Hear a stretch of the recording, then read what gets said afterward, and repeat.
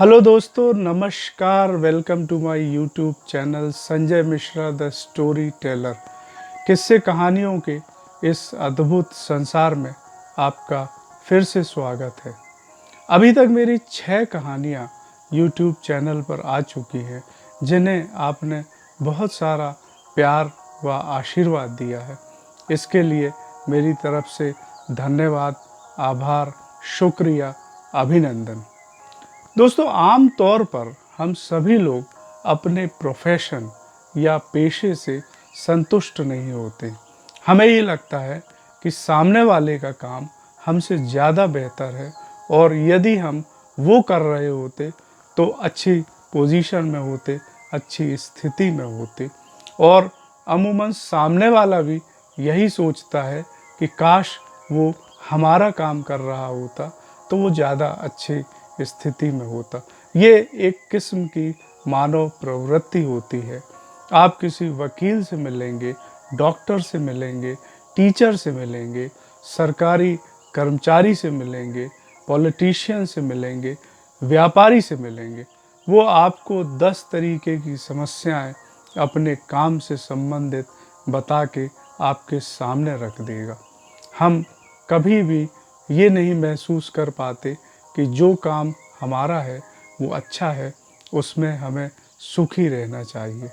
आज जो किस्सा मैं आपके साथ शेयर करने जा रहा हूँ वो मेरी एक लंबी यात्रा के दौरान घटित एक घटना, या यूं कहें एक साक्षात्कार से संबंधित है। और आज की इस कहानी का शीर्षक है अपनी अपनी बात। बात 1998 की है। मेरी नई नई नौकरी लगी थी और मुझे काम के सिलसिले में कोकराझार, आसाम जाना पड़ा। अपना काम निपटाकर मैं न्यू बोंगईगांव स्टेशन से ट्रेन द्वारा जबलपुर की ओर चला। सफ़र बहुत लंबा था। गाड़ी अपनी गति से आगे बढ़ रही थी। मेरी लोअर बर्थ थी और कंपार्टमेंट लगभग खाली सा था। मेरे सामने वाली सीट भी खाली थी। न्यू जलपाईगुड़ी से एक युवक मेरे कंपार्टमेंट में चढ़ा और उसने मेरे सामने वाली सीट ऑक्यूपाई करी। मैंने देखा उसके साथ बहुत सारा सामान था। 2 बड़े बैग थे, एक होल डाल था, एक लोहे की बड़ी सी पेटी थी, कुछ कैरी बैग्स थे। जब वो वहाँ आया, उसने मेरी तरफ देखकर मुस्कुराया। मैं भी उसकी तरफ देखकर मुस्कुराया। उसने अपना सामान व्यवस्थित किया, सामान अच्छे से जमाया, फिर वो लेट गया, अखबार पढ़ने लगा।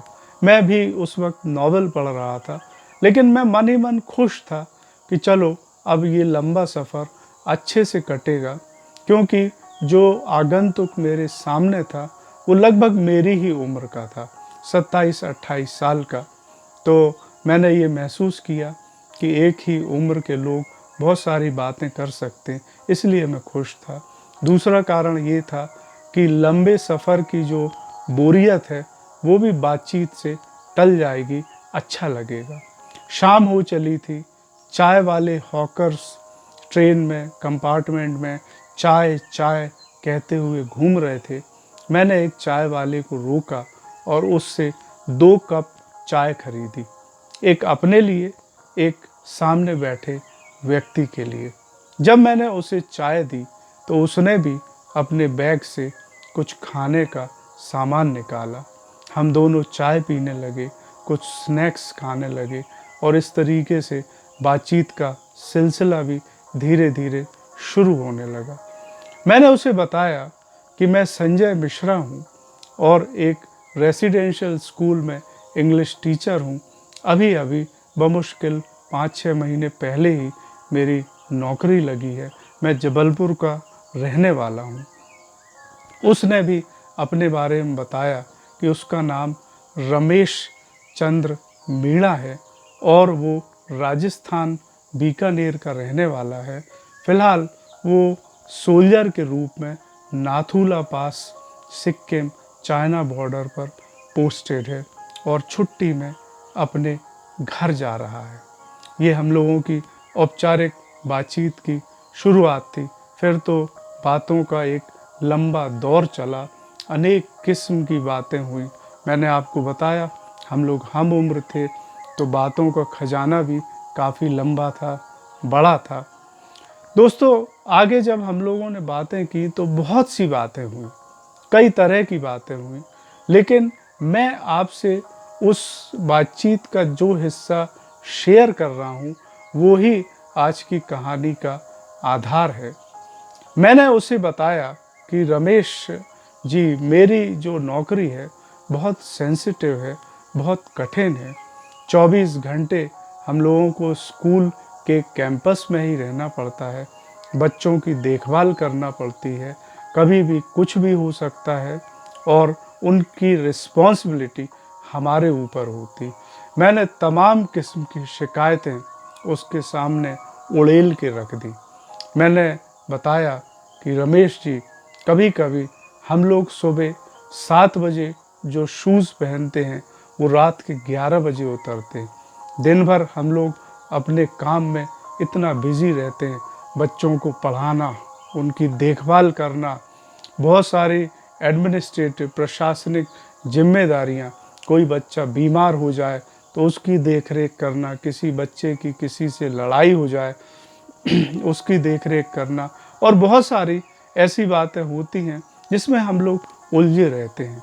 मैंने रमेश जी को बताया कॉपियाँ भी चेक करना पड़ती हैं, क्वेश्चन पेपर्स भी सेट करना पड़ते हैं और तमाम तरीके की दिक्कतें होती हैं।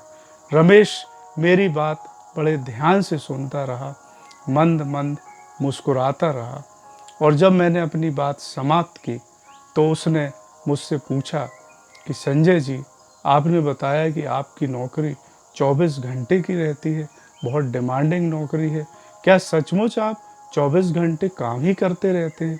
मैंने कहा नहीं, ऐसी बात नहीं है, हम उसमें आराम भी करते हैं, सोते भी हैं, दोस्तों से बातचीत भी करते हैं। तो उसने कहा फिर कहाँ तकलीफ़ है, फिर तो आपकी नौकरी बहुत आराम की है। मुझे लगा जैसे वो मेरे ऊपर व्यंग कर रहा है। मैंने उससे कहा कि रमेश जी, इस हिसाब से तो आपकी नौकरी शायद सबसे आसान है, सबसे बेहतरीन है, क्योंकि युद्ध तो ऐसे होता नहीं है चाहे जब। आप लोग तो आराम करते हैं, पड़े रहते हैं, खाते हैं, पीते हैं, मौज मस्ती करते हैं। तो रमेश मेरी बात सुनकर मुस्कुराया और फिर उसने अपने बारे में जो बताया, जो बताना शुरू किया, तो मैं ये सोचकर मजबूर हो गया, अपने बारे में सोचने लगा कि सचमुच मेरी नौकरी बहुत आसान है, कुछ भी नहीं है। इसी दौरान रमेश ने मुझसे कुछ और प्रश्न किए। उसने कहा, संजय जी ये बताइए, आप कह रहे हैं कि बच्चे बीमार हो जाते हैं, तो आप क्या करते?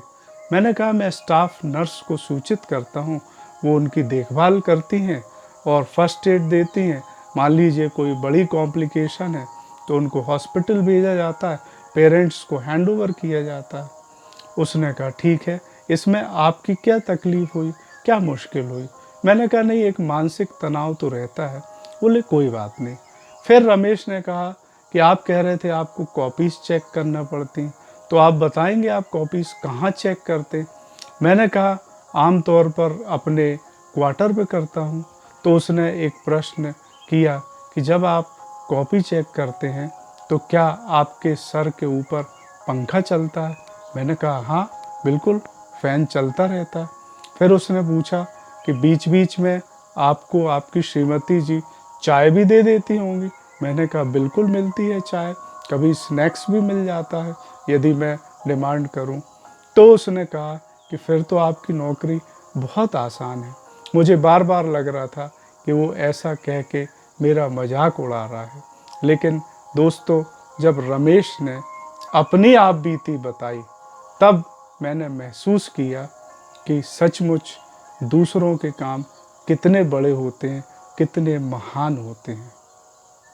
दोस्तों, रमेश ने बताया कि 28 साल की उम्र में वो सियाचिन में भी पोस्टेड रह चुका है और अभी नाथुला में पोस्टेड है। जहां उसकी ड्यूटी लगती है, अक्सर 10 या 20 लोगों के ग्रुप में वहाँ ड्यूटी लगती है और वहाँ चारों तरफ बर्फ़ ही बर्फ़ रहती है।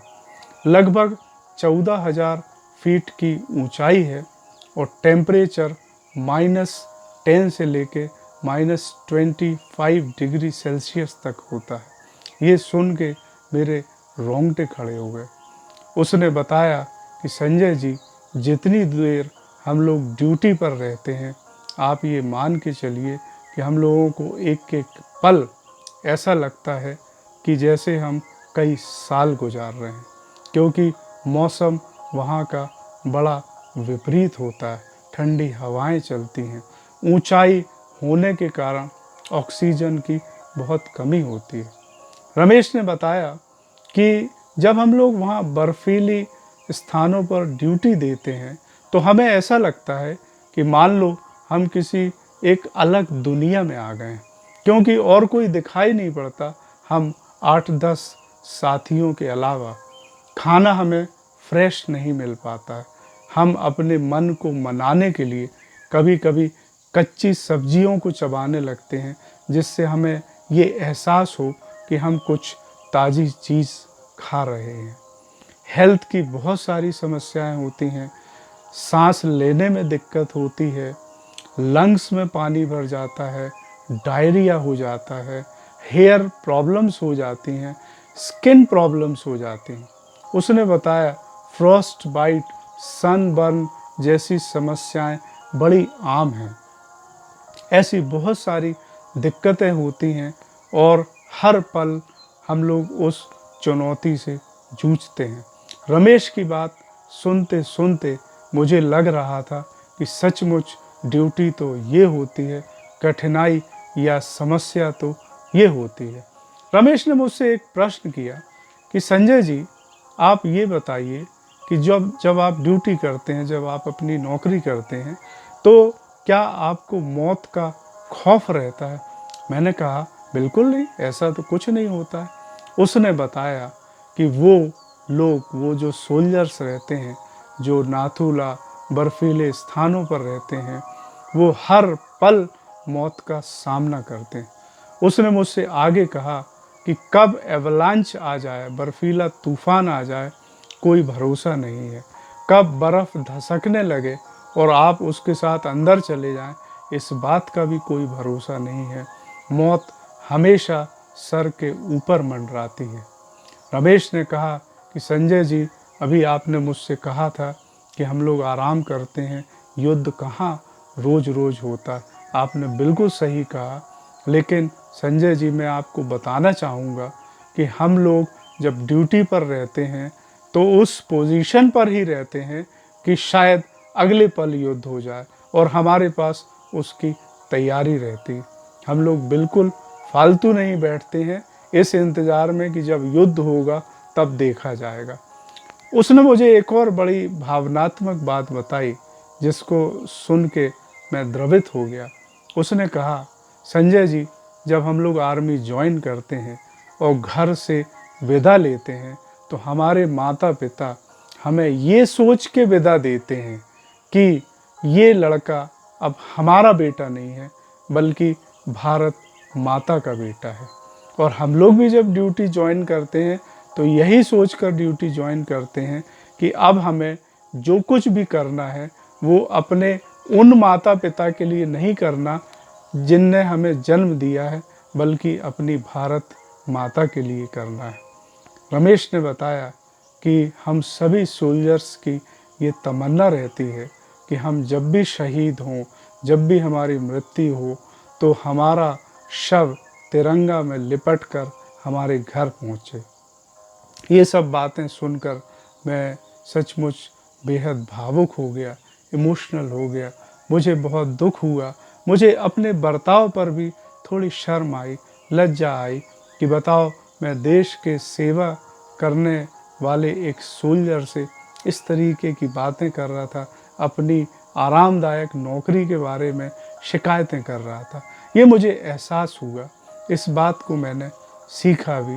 फिर बातचीत और आगे बढ़ती रही और अनेक किस्म की बातें हुई। लगभग 40 घंटे का सफ़र था। हम लोग जबलपुर स्टेशन पहुँचे।